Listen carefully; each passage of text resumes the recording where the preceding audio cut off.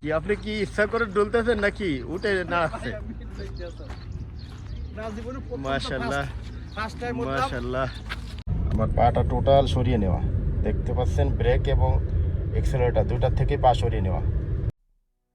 আসসালামু আলাইকুম, আশা করি সবাই ভালো আছেন। আজ আবারও আপনাদের সামনে নিয়ে হাজির হলাম নতুন একটি ভিডিও, এবং এই ভিডিওটি সম্পূর্ণ ব্যতিক্রম ধর্মী। আর ভিডিওটির বিষয়বস্তু হচ্ছে, আজ আমরা রওনা হয়েছি ওয়াদিয়া জিনের উদ্দেশ্যে। ওয়াদিয়া জিন মূলত আরবি শব্দ, বাংলা যেটাকে বলা হয় জিন পল্লী বা জিনদের এলাকা।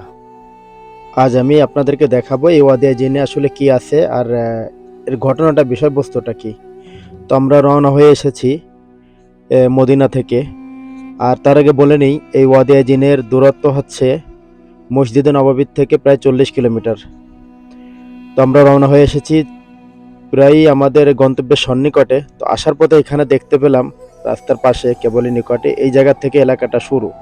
সামনের দিকে দেখতে পাচ্ছেন যে সাদা তাঁবুর মতো করে একটা বসানো এবং নিচে বসারও ব্যবস্থা আছে। আসলে এটা মূলত কোনো মানুষের জন্য না, এলাকার জনগণ বা জনসম্মুখে এটা জানা যায় যে এখানে নাকি জিনদের আড্ডা হয়, এরা বসে আড্ডা করে। তো এখানে কোনো মানুষ ঢুকতে পারে না বা ঢোকার ব্যবস্থাও নেই। দেশের গভর্নমেন্ট এলাকাটা পুরা ঘিরে রেখেছে নেট দিয়ে, সামনের দিকে যেমনটি দেখতে পাচ্ছেন। তবে এইখানে যতটুকু জেনেছি যে আসলে জিনদের দ্বারা যে কারো ক্ষতি হয়েছে এরকম কিছু জানা যায়নি। তবে এটা সত্য যে এর নির্দিষ্ট একটা জায়গা আছে যেটা জিন পাহাড়। ওই জিন পাহাড়ের থেকে সামনের দিক থেকে আর রাস্তা বাড়ানো বা সামনের দিকে এগিয়ে যাওয়ার সম্ভব হয়নি।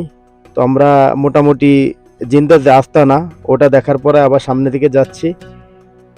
এই যে সামনের দিকে যে বড় পাহাড়টি দেখা যাচ্ছে হাতের ডান পাশে, ওটি হচ্ছে মূলত জিন পাহাড়। তো যারা মিডিল ইস্টে থেকেছেন বা জানেন, বা যাদের এই আরব মধ্যপ্রাচ্য সম্পর্কে ধারণা আছে, কম বেশি জানেন যে দুবাই, সৌদি আরব এইসব দেশে অনেক পাহাড়। আর যত রোডঘাট নির্মাণ হয়েছে বা সংস্কার হয়েছে সেটির এসব পাহাড় কেটে, কিন্তু এই জায়গাটি এসেই সরকার ব্যর্থ, সামনের দিকে আর রাস্তাটা এগোতে পারেনি। তো আলহামদুলিল্লাহ অবশেষে আমরা পৌঁছে গেলাম। তো দেখুন সামনের দিকে কি হয়। আর এই ওয়াদিয়া জিনে সব থেকে আকর্ষণীয় যে বিষয়টি রয়েছে সেটি আপনারা শেষের দিকে ভিডিওটি দেখলে বুঝতে পারবেন। সেটি হচ্ছে এখান থেকে ফেরার পথে এই যে গন্তব্য যেখানে এসে রাস্তার সমাপ্তি হয়েছে এবং এই জিন পাহাড়, এখান থেকে ফেরার পথে এই যেমনটি দেখছেন সামনে আমাদের যে সাদা গাড়িটি টয়োটা ইয়ারিস, এই গাড়িটি পার্ক করা হয়েছে। এইখান থেকে যখন আমরা ফেরার সময় গাড়ি স্টার্ট করে নিউট্রালে রাখলে কিন্তু গাড়ি ব্রেকের থেকে পা সরিয়ে নিলে চলতে থাকে। এই একটা মজার বিষয়।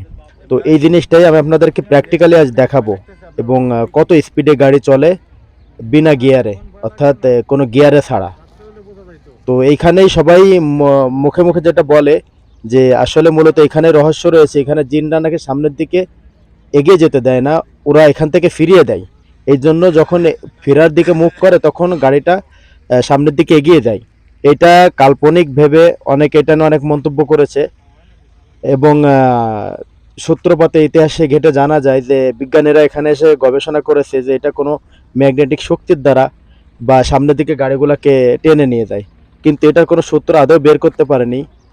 পরবর্তীতে ইতিহাস ঘেটে জানা যায়, ইসলামের ইতিহাস ঘেটে, যে আমাদের প্রিয় নবী হজরত মোহাম্মদ সাল্লাল্লাহু আলাইহি সাল্লাম যখন কিনা মদিনায় এসে দিনের দাওয়াত পৌঁছাইতেন বিভিন্ন জায়গায় বিভিন্ন এলাকাতে গিয়ে, তো তিনি সেভাবে দাওয়াত পৌঁছাইতে এই জায়গাটিতে এসে সামনের দিকে আর যায় না, ফিরে আসে। এবং ফিরে আসার পর তার যে সাহাবায়ে কেরাম তাদেরকে বলে যে অদূর ভবিষ্যতে তারাও যেন সামনের দিকে চেষ্টা না করে যাওয়ার জন্য। কিন্তু কারণ জানতে চাইলে তিনি এখানে কোনো ব্যাখ্যা দেন না এবং কারণ বলেন না। এতটুকুই এদেশের যে ইসলামিক যে কমিটি বা যারা আলেম তাদের মাধ্যমে এতটুকুই জানা গেছে ইতিহাস ঘেটে। তো আপনারা ভিডিওটি সম্পূর্ণ দেখতে থাকুন। যে মজার বিষয়টি রয়েছে যে গাড়িটা আসলে কিভাবে এটা সম্ভব যে নিউট্রালে থাকা অবস্থায় এত স্পিডে যায়। আর যারা গাড়ি চালাতে পারেন তারা অবশ্যই জানেন যে যদি কিনা একটু স্লো ডাউন জায়গাও হয় নিচের দিকে, তাও গাড়িটা অতটা স্পিডে যাবে না যতটা স্পিড কিনা 80-100 এর উপরে উঠবে এরকম। আর আমাদের গাড়িটা ফেরার পথে কিন্তু অতটাও ঢালু না, একদম সমান রাস্তা বললে চলে যে। আরো যেদিকে আমরা ফিরবো এদিকটা প্রথম দিকে কিছু অংশ উঁচু। তো ভিডিওটি সম্পূর্ণ দেখতে থাকুন। এই রহস্যময় জায়গাটিকে ঘিরে প্রতিদিন ভিড় করে হাজার হাজার লোকজন। এই যে সামনের দিকে যে বাসগুলো দেখতে পাচ্ছেন, এরা কিন্তু উমরায় আসছে এবং উমরায় এসে এই মদিনায় জিয়ারা করতে এসে এই জায়গায় ঘুরে ঘুরে দেখছে, দেখার জন্যই এইদিকে আসছে। তো এখন এখানে যে মুহূর্তে এই মুহূর্তে আমি দাঁড়িয়ে আছি, এখানে এখন সময় আছে সকাল 8টা। কারণ আজকে আমরা মদিনা জিয়ারত করে ইনশাআল্লাহ 10:30টার দিকে রিয়াদের উদ্দেশ্যে রওনা হব, যার কারণে একটু সকাল সকাল এসেছি। তো সকাল হওয়ার কারণে তেমন একটা ভিড় নেই, কিন্তু তারপরেও মোটামুটি লোকজন আসে। আর বিকালে দুপুরের পর থেকে আসলে এখানে মূলত ভিড় জমে এবং লোকজন রাত 8:30 নাগাদ এখানে থাকে। রাত্রে গভীর রাত্রে কেউই থাকে না, জায়গাটা পুরো শূন্য এবং জনমানবহীন হয়ে যায়। অর্থাৎ রাত 8টা বাজলেই এখান থেকে লোকজন সরে যায়। তো এখানে যে লোকজন পথচারী লোকজন আসে, এই দেশে একটা সিস্টেম ভালো এটাই যে যে কোনো জায়গায় দেখবেন পর্যটন কেন্দ্র হোক আর যেখানে জনসমাগম হোক, এখানে কিন্তু ইবাদত করার ব্যবস্থা রয়েছে এবং সেখানে মসজিদের ব্যবস্থা রয়েছে। তো যেহেতু এখানে লোকজন আসে ঘোরে এবং দেখার জন্য, তো যার কারণে সামনের দিকে ছোট করে নামাজ পড়ার মতো একটা ব্যবস্থা রয়েছে। তত বড় সড়ো করে মসজিদ করে না, কারণ যেটা বললাম যে এখানে আসলে মূলত সংস্কার কিছু করতে গেলে বাধাপ্রাপ্ত হয় অনেকভাবে।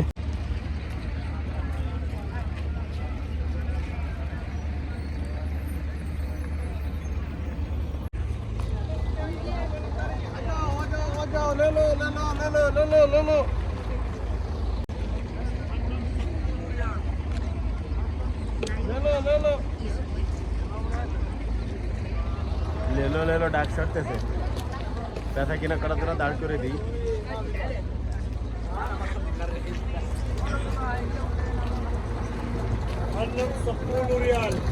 एक दाना 2 रियाल, एक दाना 2 रियाल, एक दाना 2 रियाल।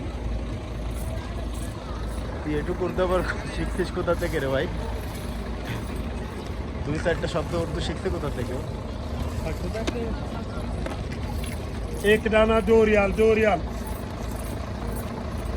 अन्नम सपूल रियाल, एक दाना 2 रियाल, कुल्लू 2 रियाल।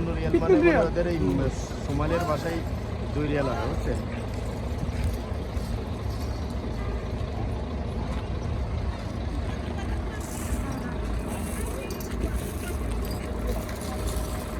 তাহলে যে কোনো এক পিস মূল্য হচ্ছে 2 রিয়াল।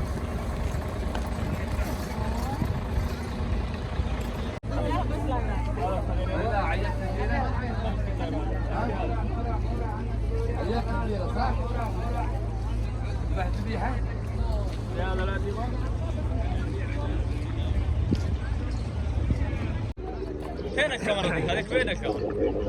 هذا افضل لك الصور اللي يسوق سياره كده يمشي. كم فلوس هذا؟ 500 ريال. طب بلش انت كار بس جوال ولا كيف؟ هذا 4K والله؟ يا اخي 4K هذا جوال لا افضل من اللي والله؟ زي مثلا ايفون. ايوه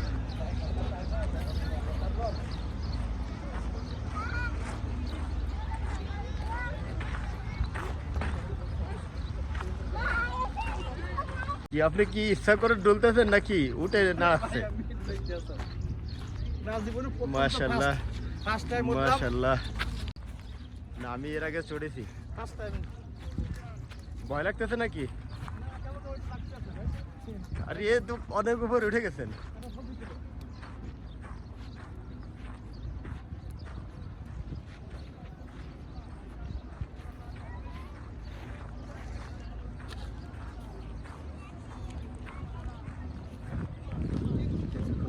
বসার কৌশল دقيقة خلي بس دقيقة واحدة حبيبي عشان صور.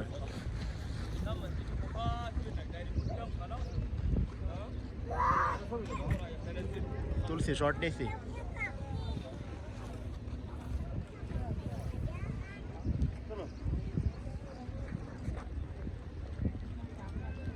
শর্ট নিয়েছি। আমার সফর সঙ্গী বড় ভাই এমদাদ, তার খুব ইচ্ছা ছিল উঠে চড়ার। এখানে উঠে এইভাবে সওয়ারি করে একটু ঘুরিয়ে এনে এবং এটার প্রাইসটা হচ্ছে 10 রিয়াল, 10 রিয়াল দিতে এটার বিনিময়ে। তো আমাকে ওঠার জন্য বলছিল। আমি এর আগে গত বছর যখন পরিবারের সঙ্গে একসঙ্গে এসেছিলাম, বাবা মা, স্ত্রী, সন্তান, ভাই ভাবি, ভাতিদের সবাইকে নিয়ে। তখন আমি চড়েছিলাম, যার কারণে এবার আর চড়লাম না। আর এমনিতেই কেমন যেন সত্য বলতে মনে মায়া লাগে, কারণ ওটগুলার দিকে তাকালে মনে হয় যে খুব নিরীহ। যদিও উটের জন্য এরকম 2-3 জন লোক ওঠানো কোনো ব্যাপার না। তো যাই হোক, ইমদাদের ইচ্ছাটা পূরণ করলো। আমাদের মোটামুটি ঘোরা শেষ হয়ে গেছে, এখন আমাদের এখান থেকে বিদায় নেওয়ার পালা। যেমনটি কিছুক্ষণ আগে বলেছিলাম যে এখানে গাড়িটা যে অটোমেটিকই চলে কোনো গিয়ার ছাড়া, সেই বিষয়টি এখন আমি দেখাচ্ছি। এই বিষয়টি ভালোভাবে দেখুন। এই গাড়ির স্পিড অটোমেটিক্যালি যতই সামনের দিকে যাব ততই উপরের দিকে উঠতে থাকবে, শুধুমাত্র ব্রেকে কন্ট্রোল করে সেভাবে করে আমাকে নিয়ে যেতে হবে সামনের দিকে।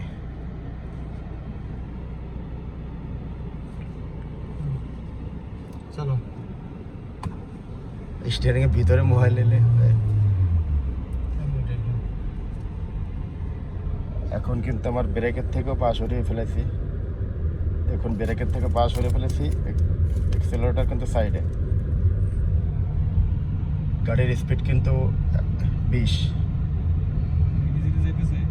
নিতে যাচ্ছে। গাড়ি নিউট্রালে স্পিড 20, 30, 35। এখন আমাকে ব্রেক করে কন্ট্রোলে যেতে হবে একটু, কেননা সামনের দিক থেকে গাড়ি আসছে।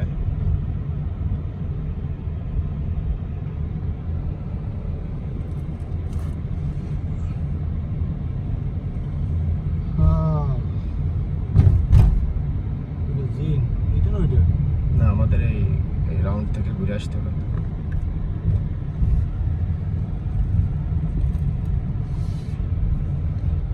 সামনের রাস্তাটা কিন্তু এমন নয় যে নিচু, আরো উঁচু ঢালু, কিন্তু গাড়ি কিন্তু আপনা আপনি চলছে। ক্রমান্বয়ে গতিটা সামনের দিক আরো বাড়তে থাকবে। 35। আর রোডের স্পিড লিমিট দেওয়া আছে আমাদের এখানে 80।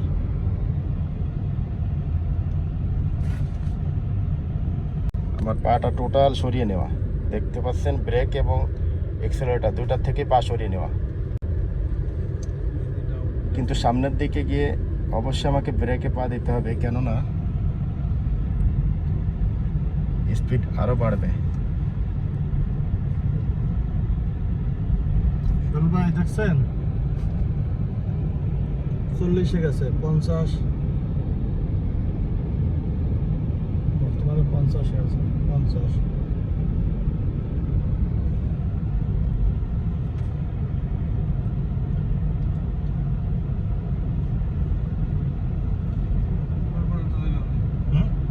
অনেক দূর পর্যন্ত।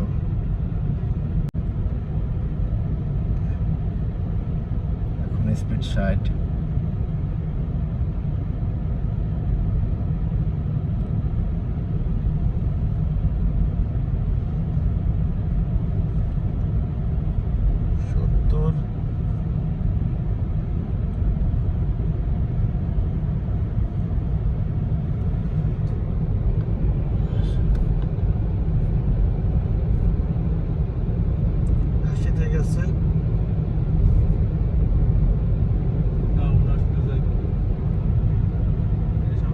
জায়গায় এমনিতে নিচু, ডাউন কত হালকা দেখছেন, ডাউনটা হালকা। 90,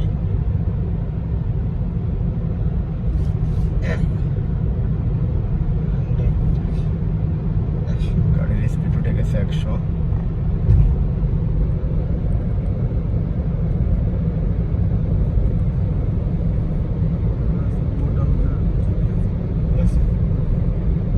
কত এটা তো এত সব না।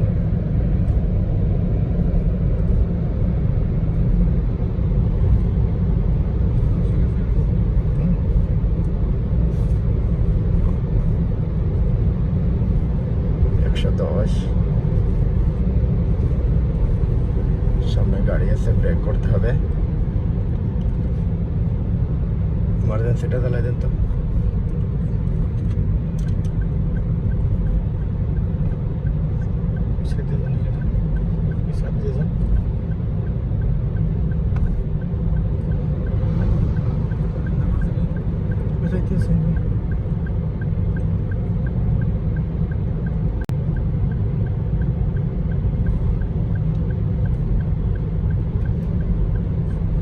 দেখবো কত দূর পর্যন্ত এই নিউট্রালে এইভাবে চলে গাড়ি।